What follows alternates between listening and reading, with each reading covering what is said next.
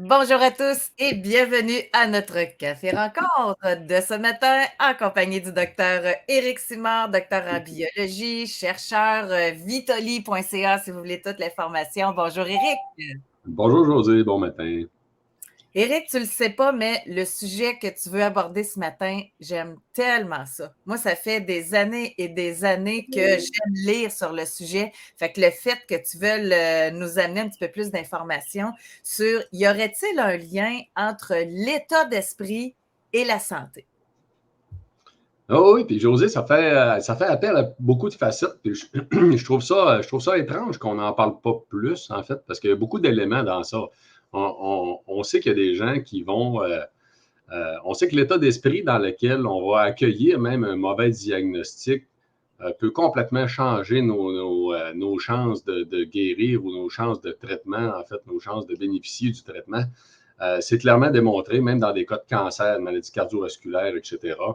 Puis il y Hey, a un mais autre. peut-être plus loin, Éric, tu sais, la façon qu'on accueille le diagnostic, mais il pourrait-tu y avoir de la sensibilisation sur la façon de l'annoncer, le diagnostic? Moi, j'ai entendu des histoires d'horreur, là. Écoute, j'ai justement un médecin belge que je connais depuis longtemps, depuis la sortie de mon premier livre, en fait, qui vient de sortir un livre lui-même qui appelle les soft skills. En, en anglais, bon, les Européens aiment bien les termes anglophones, là. Mais même si c'est un francophone. Puis c'est justement la façon d'interagir, d'être beaucoup plus humain, en fait, dans la pratique, les soins. Il a écrit un guide complet pour les médecins. C'est un médecin spécialiste en tant que tel. OK. Donc, oui, effectivement, ça a beaucoup d'importance en tant que tel, parce que si la personne est confiante du traitement qu'elle va recevoir ou si elle est confiante de sa situation. Écoute, cette semaine, j'ai vu passer justement un texte fort intéressant, une dame ici du Québec qui a un diagnostic de sclérose en plaques, que son neurologue lui a dit qu'il n'y avait rien à faire. Tu serais mieux de te chercher un appartement qui n'a pas d'escalier.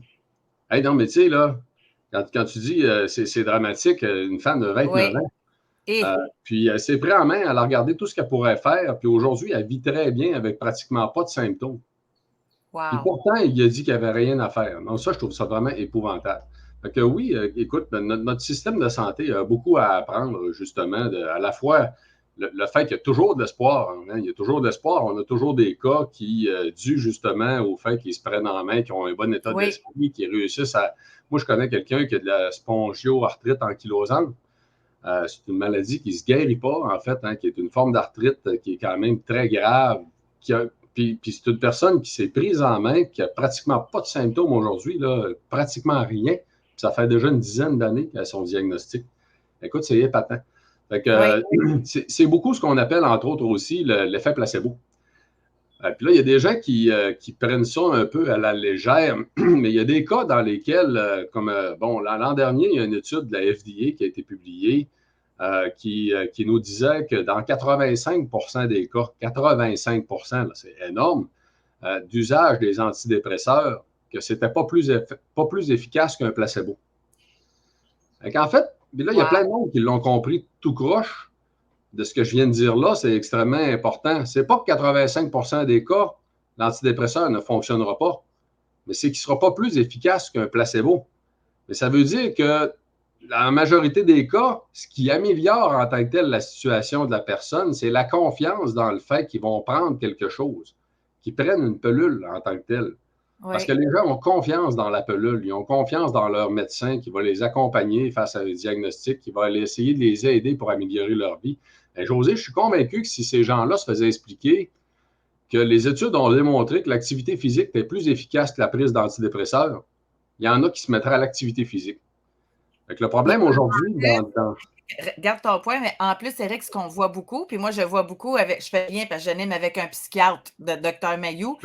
ouais, En plus, c'est qu'il y a beaucoup de types d'antidépresseurs qui peuvent faire prendre 50 livres, 60 livres, 70 livres. Puis c'est pas tous les médecins qui le disent non plus. Fait en plus de vivre ta dépression ou le pourquoi tu prends des antidépresseurs, tu as à gérer une grosse prise de poids. Comment tu veux que ça t'aide mentalement? Tu sais, fait que c'est important ce que tu dis, là, si les informations étaient données adéquatement. oui, tout à fait. Puis écoute, il y a d'autres exemples. Un autre exemple intéressant, c'est qu'on sait même que le cerveau euh, face face au fait qu'on sait qu'on va nous injecter un analgésique dans des cas de douleur très intenses, le cerveau va tout de suite commencer à libérer de l'endorphine, qui est un analgésique naturel très puissant. Puis pourtant, ils ne te l'ont pas donné encore, l'analgésique. Le cerveau réagit au fait qu'il comprend qu'ils vont te le donner. Il est comme optimiste par rapport à la démarche, puis il va commencer à produire de l'endorphine, même s'ils ne te l'ont pas donné encore, l'analgésique. C'est très, très puissant, l'effet placebo. Ça s'applique à beaucoup de facettes. Puis ça nous fait beaucoup réfléchir sur notre façon de penser, parce que c'est important de rappeler ici, là, tous ceux et celles qui nous écoutent, qu'à tous les jours, on va combattre des maladies, des problèmes de santé. C'est juste que la majorité du temps, on gagne. À un moment donné dans notre vie, on ne gagnera pas. Et il va passer quelque chose en dessous de la barrière. En fait, il va nous apparaître un cancer qui, lui, cette journée-là, a réussi à passer à travers. Mais on est constamment challengé, si on veut. C'est que l'état d'esprit dans lequel on est, le fait de se sentir en santé, a beaucoup à voir dans le risque qu'on a aussi éventuellement de tomber malade. C'est pas juste quand on est déjà malade, c'est l'état d'esprit de tous les jours. Puis là-dessus, je vais même vous faire une petite parenthèse que vous allez trouver intéressante. Dans la culture japonaise, les Japonais considéraient avec beaucoup de respect ce qu'ils mangent comme étant ce qui va leur permettre de rester en santé. C'est quelque chose qui est omniprésent, qui vont se le rappeler à chaque repas. Bien, si on abordait notre repas à toutes les fois en se disant est-ce que je mange là, c'est génial, ça va me permettre de rester en santé, bien, probablement que ça aurait déjà aussi un effet placebo. De un, puis de deux, probablement qu'on y pensera deux fois avant d'aller manger du fast-food. Mais c'est ça, j'allais dire. Encore faut-il que ce qu'il y a dans notre assiette, on sache que ça nous rend en santé puis qu'il n'y ait pas trop de sucre, etc. Là, fait que juste d'avoir cette conscience-là, ça nous fait faire des meilleurs choix. J'adore ça. C'est ça, exactement ça, José. En fait, c'est ce qu'on appelle des gens plus conscients, en fait, ou consciencieux. Ça va être aussi des gens, bon, c'est la personnalité des gens centenaires, ça va être aussi des gens qui vont faire plus attention à eux à cause de ça, parce qu'ils sont conscients justement que ça va leur permettre de rester en santé, de rester dans un meilleur état d'esprit, d'avoir moins de maladies. Donc, c'est important pour beaucoup de facettes en tant que tel. Puis ça se développe, ça se cultive en tant que tel, hein, l'état d'esprit. Ça ne dépend que de nous. Là. À chaque matin, on devrait se dire waouh, je suis chanceux, je me suis réveillé encore un matin. Oui, ben oui, effectivement. Puis le fait aussi en passant, ça peut être différent d'une personne à l'autre. Il y en a qui ont le bonheur facile. Moi, j'en fais partie. Moi, j'ai un bonheur facile, mais il y en a que c'est plus difficile. Tu sais, le verre à moitié plein, le verre à moitié vide. Mais c'est sûr qu'il doit y avoir un impact, une différence entre les gens positifs puis les gens qui sont négatifs aussi sur la santé. Oh oui, c'est clair, clair, clair. En fait, le positivisme est une des caractéristiques de la personnalité des gens centenaires qui les démarque beaucoup en tant que tel. Puis là, il y a quelque chose de le fun dans ce que je vous dis là, en passant, là, c'est que les gens négatifs ou les chialeux vivent moins longtemps. Hein? Ouais. Ça, c'est la bonne nouvelle. Ouais. Mais ça se développe en tant que tel. C'est que ce qu'on note, c'est important ce que je viens de mentionner là, c'est que les gens des populations centenaires, tous les gens qui vont vivre 100, 105, 110 ans, ils ont tous le même genre de personnalité. C'est tout du monde qui sont fondamentalement positifs. Ils ont le rire facile, c'est des gens qui sont agréables. Donc, c'est un peu ce que tu viens de dire, José, c'est des gens qui ont le bonheur facile en tant que tel. Et ça se développe. On sait, biologiquement parlant, c'est drôle à dire ça aussi. Là. La première fois que je suis tombé là-dessus, j'étais un peu surpris. Les études nous disent qu'on a 45 de dépendance génétique à peu près de l'ensemble de ces traits de personnalité-là. C'est dans les environs de 40-45 de dépendance génétique. Autant le fait d'être positif que le fait d'être négatif. Il y a des gens qui, c'est ce qu'on appelle du neuroticisme, là, qui de naissance vont avoir des tendances négatives. Ces gens-là, ça va être plus difficile. Ils vont avoir à combattre le réflexe qu'ils ont dans la vie, tout le temps avoir tendance à voir les choses négativement. Mais ça se développe. Tu sais, tantôt, tu as parlé du verre à moitié plein. Moi, le truc que je dis aux gens habituellement, c'est de considérer qu'ils ont deux grands arbres dans leur vie qui vont croître avec eux. Lui qui va arroser le plus, c'est lui qui va grandir le plus vite, qui va devenir dominant. Et c'est vrai qu'à penser justement positivement, à se le rappeler nous autres mêmes, on finit par développer un réflexe. Ça se fait pour de vrai, en fait. Donc, ça se développe. Moi, je suis chanceux, je suis né comme ça. Honnêtement, je me suis rendu compte avec le temps que je suis quelqu'un qui est fondamentalement positif. J'ai tendance à toujours voir le bon côté des choses. Oui, moi aussi, je suis comme ça. Puis en même temps aussi, Tu parlais souvent, ce qui réunit les caractéristiques des personnes centenaires, c'est d'avoir un entourage présent, d'avoir une vie sociale active, mais avoir aussi une raison d'être, une raison de vivre, là, pour que, quelle qu'elle soit, ça peut certainement aussi aider, là. Ben oui, tout à fait. En fait, fait le lien avec l'état d'esprit. Dans notre état d'esprit de tous les jours, souvent, ce qui va changer quelque chose, c'est nos grands projets, c'est nos grands rêves, c'est notre raison de vivre à tous les jours, nos petits bonheurs. Fait qu'il y a autant ce qui est très près de nous, en fait, dans la vie de tous les jours, les petits bonheurs, les choses qu'on cultive, là, ça, pourquoi on s'arrête en tant que tel, que d'un autre côté, tout ce qu'on regarde à long terme, de pourquoi on vit, pourquoi on est là. Tu sais, José, prendre un autre parallèle fort intéressant qui parle beaucoup. On a beaucoup de gens qui tombent malades à la retraite. Oui, Qu'est-ce qui se passe tout d'un coup? Ça, c'est l'état d'esprit, justement. C'est que c'est qu'on court dans la vie constamment à travailler pour toutes nos choses. On est donc occupé à être utile à quelque chose. Le jour où tu deviens plus utile, si tu n'as plus de raison d'être en tant que tel, si tu tout d'un coup, c'est comme si tes barrières tombent, puis oui, là, il va passer quelque chose, il va se développer une maladie quelconque. Ça fait beaucoup réfléchir. Moi, dans mon livre à moi, là, le terme retraite ne devrait pas exister. Jamais personne ne devrait prendre une retraite. On devrait parler d'une étape de vie, on devrait parler d'une deuxième carrière, on devrait parler de deuxième projet de vie, troisième projet de vie, mais jamais de retraite. Et c'est épouvantable, le mot retraite. Là. Je veux dire, en biologie, il y a une grande règle qui existe qui nous dit que tout ce qui ne sert pas disparaît. Ben, quand on n'est plus utile, là, ça va mal. exact, exact. Puis tu sais, quand on pense à ça, moi, parce que je fais partie de ça, je me vois pas, moi. Tu sais, oui, peut-être travailler moins, mais j'aime tellement, tu sais, ce que ça m'apporte, le travail. Tu sais, on le disait, vie active, tu sais, tu vois du monde, tu côtoies du monde, tu sais, tu as un sentiment d'aider les gens selon ton travail. Mais puis là, du jour au lendemain, pouf, c'est terminé. Il me semble que le vide doit être très épeurant. En tout cas, moi, ça me ferait peur, là.